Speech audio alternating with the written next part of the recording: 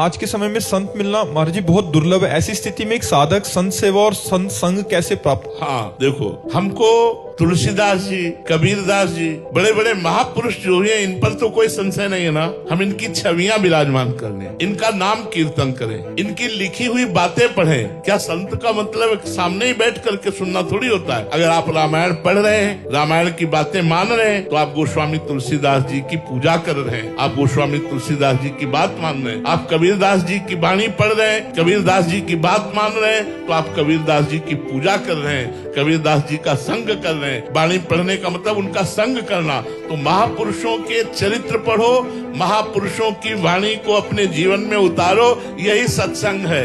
ऐसे प्रगट में बैठ गए तो ये थोड़ी देर के लिए सत्संग है, लेकिन सदा सदा के लिए सत्संग अपने घर में करो।